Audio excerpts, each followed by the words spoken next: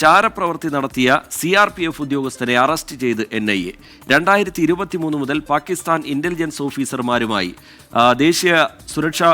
ദേശസുരക്ഷാ വിഷയങ്ങൾ പങ്കുവച്ചു എന്നാരോപിച്ചാണ് നടപടി. അച്യുതൻ വിവരങ്ങളുമായി ഡൽഹിയിൽ നിന്ന് ചേരുന്നുണ്ട്. അച്യുതൻ, എങ്ങനെയാണ് ഇയാൾ പിടിയിലാവുന്നത്? വളരെ പ്രധാനപ്പെട്ട വിവരങ്ങൾ ഇയാൾ ഇതിനോടകം കൈമാറിയിട്ടുണ്ടോ അച്യുതൻ? ഇതിലെ ഏറ്റവും പ്രധാനപ്പെട്ടത് അറസ്റ്റിലായിരിക്കുന്നത് CRPF ഉദ്യോഗസ്ഥൻ എന്ന് തന്നെയാണ്.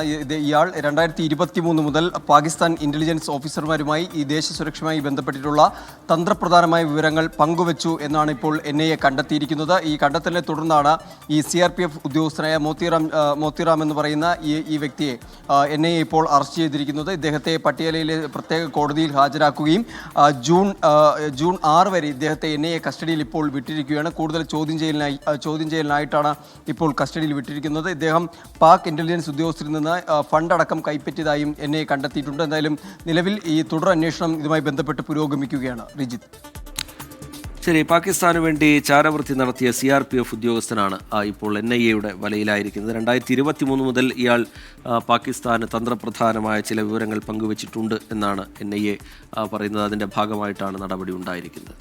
അച്യുതൻ വിവരങ്ങൾ നൽകുകയായിരുന്നു.